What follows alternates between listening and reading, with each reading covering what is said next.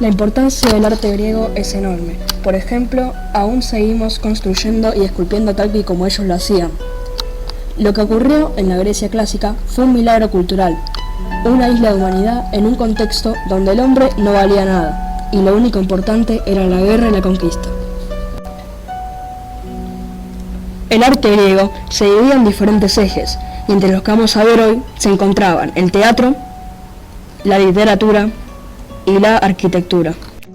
Empezamos con el teatro en la antigua Grecia.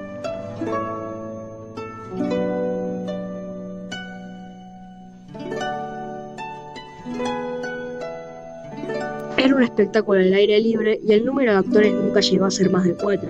Se celebraban en honor a Dioniso, dios del vino y de la vegetación. Se celebraban durante los meses de marzo y septiembre y consistían en la representación de comedias y tragedias.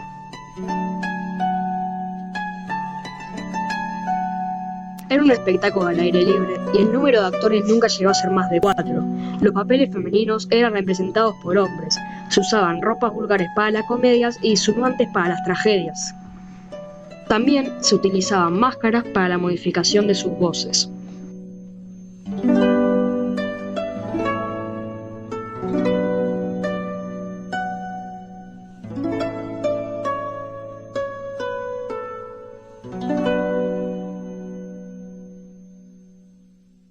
Tres de los más importantes autores del teatro griego son Esquilo, considerado padre de la tragedia; Sófocles, quien introdujo en la escena un tercer actor; y Aristófanes, considerado el principal exponente del teatro griego.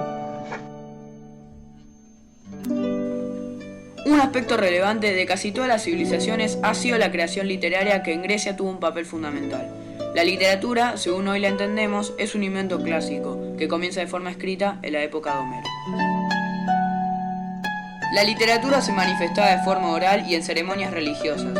Así surgieron los géneros de la épica, la lírica y el teatro. Con el invento del alfabeto, todo esto se comenzó a escribir, y se crearon los poemas de Homero y las compilaciones líricas. Las principales obras del poeta Homero son la Ilíada, que narra episodios de la legendaria guerra de Troya, y la Odisea. Allí nos cuenta las peripecias de Odiseo tras su llegada a su tierra natal, Ítaca. Influencias de la literatura griega en nuestra sociedad. Consistió en darle a las palabras un valor estético. Esta literatura fue muy importante y ejerció influencia en la civilización latina, tanto en los temas, rasgos formales y de fondo. La arquitectura griega se caracterizó por la armonía y equilibrio en los diseños y las formas, que seguían una serie de normas estrictas como órdenes. El orden dórico, jónico y corintio se plasmaron en templos, las acrópolis y sepulcros, y llegaron a la actualidad con sus características más importantes. El orden dórico es el más viejo y más simple. Se compone de un cilindro vertical que se va anchando hacia la parte inferior.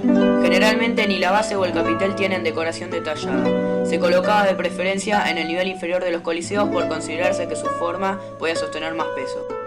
Estilo jónico. El eje de la columna es estriado y la forma de su capitel exhibe la forma de un pergamino enrollado. Se asocia con edificios académicos y se utilizaron en los coliseos por su fuerza.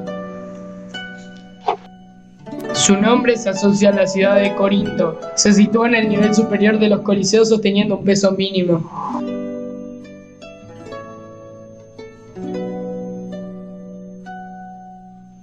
Principales construcciones griegas. El Partenón, principal templo dórico creado para rendir tributo a la diosa Atenas.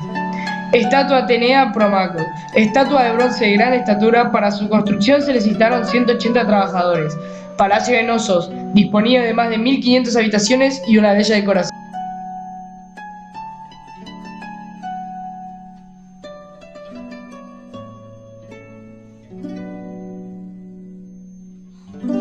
Al caminar en cualquier lugar del mundo podemos observar edificios, los cuales reflejan los aspectos básicos griegos y combinan de manera típica las columnas dóricas, jónicas y corintias de algún modo.